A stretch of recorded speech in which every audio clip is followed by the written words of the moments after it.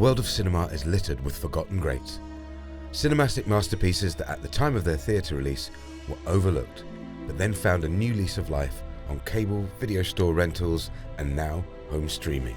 Amongst these overlooked masterpieces are some films that are now revered as utter classics. The reasons why these films tanked upon release are wide and varied. They range from naive timing to bad promotion or simply being misunderstood. But then they often found an audience on late night TV or in video store rentals. One such film that struck us here at FilmFellas Plaza is the 1981 political thriller Blowout. About movies, I thought you wanted to know about movies. Yeah, movies are great, but I mean, this is like real life on the streets, you know? Directed by the filmmaking legend that is Brian DePalma.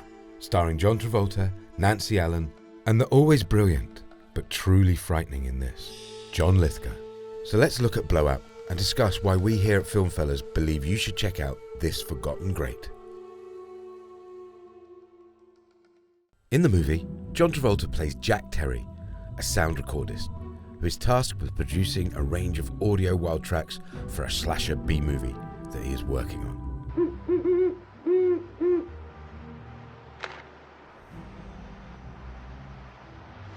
Late one night, while out taping, he listens in on and records the sounds of a car experiencing difficulties, then skidding across the road and crashing off a bridge into a river.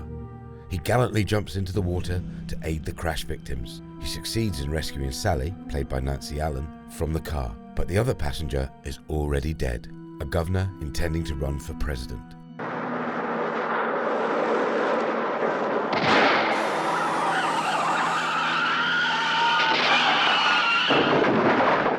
Later, as Jack is reviewing his recordings, he hears something anomalous and decides to investigate his tapes further. He also starts a perilous romance with Sally. Both acts combine to throw him into a tangled web of conspiracy that might leave them both very dead.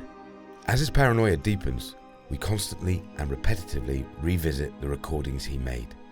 The film explores just how easily the truth can be manipulated or obscured through sounds and picture. Thus, our very own perspective and assumptions as viewers of that precise medium are called into question. Nobody would believe it. They'd say I made it up in a lab and they'd be right. Well, who's ever in on this thing has contacts with the police because they want McRyan to sink without a trace. They don't want to hear about my gunshot.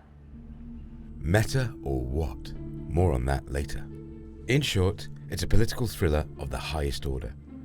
A film that was loved by critics but spurned by audiences on release. Nobody wants to know about conspiracy. I don't get it.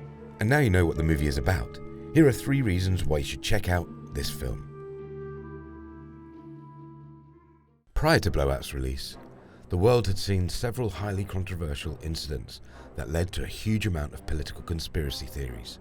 From the assassinations of both JFK and Robert Kennedy, Watergate, the CIA plot to kill Castro, and many more. Y que hayamos hecho una revolución socialista en las propias narices de los Estados Unidos. History is littered with such incidents that could easily become the plot of a movie.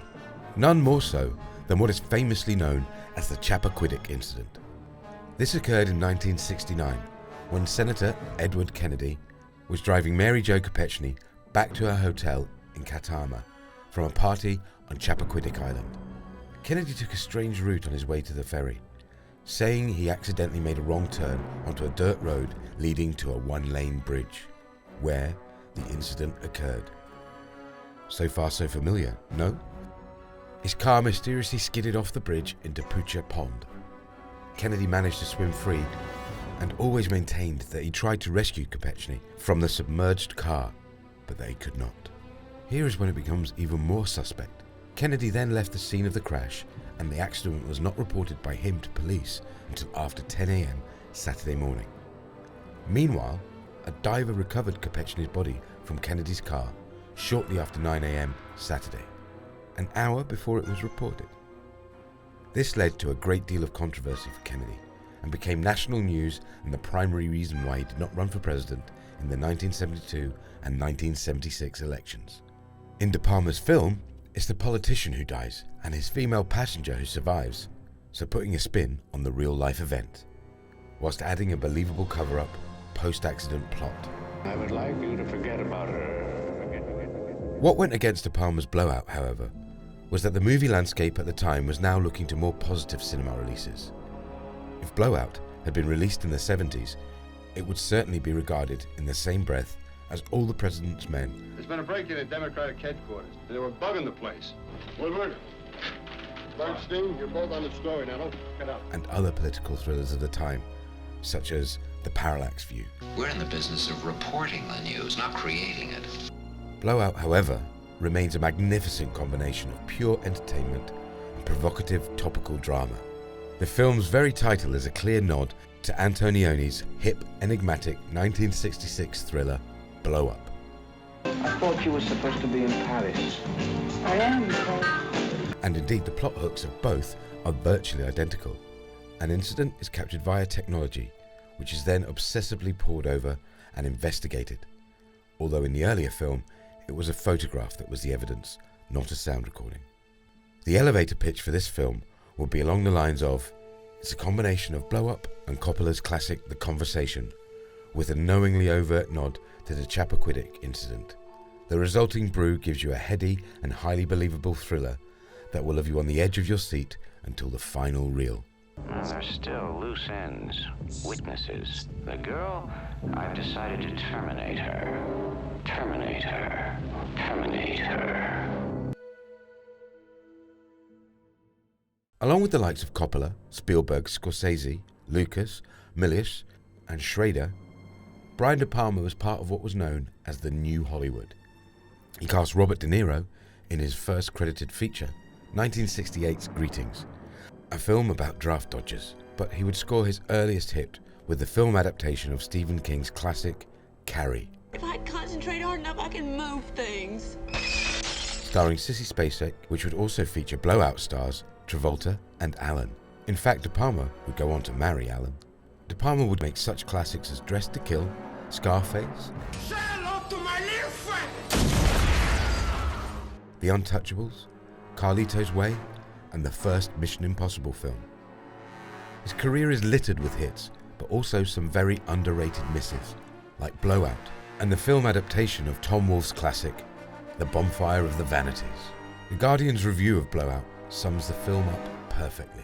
As a movie about making movies, Blowout not only pulls the curtain back on how filmmaking works, but challenges the audience to question the reality of a medium that's based around an optical illusion. Believe it or not, there are image makers out there more sinister than Brian De Palma. And it's De Palma's ability to look at different perspectives in film that is one of his signatures. Quite literally, with the split diopter shots where both the foreground and background are in focus, allowing representations of age, the watched and watching, the subject and the hunter. It will be something he would use in countless films. In fact, it is safe to say, when it comes to political intrigue or complex narratives, De Palma really does know how to assemble a taut, politically charged thriller that keeps you guessing and pulls no punches. No surprise when he freely states that his two greatest influences were Alfred Hitchcock and Jean-Luc Godard. We at FilmFellas Towers can only imagine his pride and delight when Godard himself included De Palma's 1978 classic, The Fury, in his 8-part Triste en film, La Histoire du Cinéma. But that aside, we would have to add that the adjective that most readily sums up De Palma's work would be Hitchcockian. You'll read all about it. Some blonde saw me, but I'll get her. In fact, a variety piece on De Palma has one sentence that describes his best works perfectly, by calling them elaborately clever, meta-Hitchcock jungle gyms of pure escapism.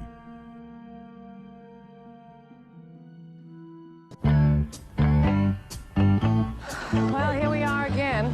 So this is Rydell. Hey, so what'd you do all summer, Danny? Blowout came after Grease and Saturday Night Fever, and immediately followed Urban Cowboy. It was a serious adult role, an anomaly in his filmography at that point to date. After this, Sylvester Stallone directed him in the extremely camp and arguably terrible Staying Alive. I used to be pretty incredible myself when I lived in Brooklyn. Really? What happened? I moved to Manhattan. Jamie Lee Curtis then had him sweating in short shorts in Perfect, and then he fell down the Look Who's Talking hole. He could have stayed there too, had it not been for Blowout. It's a film so beloved by Quentin Tarantino that when he was casting Pulp Fiction, he only ever had one person in mind for Vincent Vega. Even though Jack couldn't be further apart from that heroin-addicted dancing assassin with the ability to look cool in a black suit or t-shirt and shorts. Brian DePalma's Blowout. I think it's one of the greatest movies ever made. It's Brian DePalma's finest film. In Blowout, Travolta really does get to the heart of the character. He understands ultimately that the film is about a tortured man torturing himself in only the way an obsessive creative whose art lies in the minuscule can. Over and over and over again. Not until it has no meaning, but until it grows and has so much meaning that it consumes him. It really is an impressive performance and showcases why Travolta is more than just a man who can dance his way across the screen. But don't just take our word for it. Roger Ebert gave this film a glowing review, and his words really do sum up why you have to see this movie when he closed his review with, "This movie is inhabited by a real cinematic intelligence. The audience isn't condescended to. In sequences like the one in which Travolta reconstructs a film and sound record of the accident, we're challenged and stimulated. We share the excitement of figuring out how things develop and unfold, when so often the movies only need us as passive witnesses." The film critic Pauline Kael called it the best of all American conspiracy movies. And finally, Empire magazine listed it not only as a forgotten gem, but also had this to say: "While it doesn't hit the heights of the Coppola classic, nor Antonioni's masterpiece Blow Up, which it also attempts to homage, Blowout is intricately crafted and full of suspense." So there you have it. If you're looking for a great movie that deserves to be rediscovered, check out De Palma's Blowout. Got a movie that you love, that you feel has been forgotten? Then get in touch and we'll do a Zoom call with you to record a future episode of Forgotten Movie Greats. Enjoyed this episode? Then please subscribe and share with friends. And also, if you watch this movie, tell us what you think below, or on Twitter or Reddit at the FilmFellas UK. See you next time.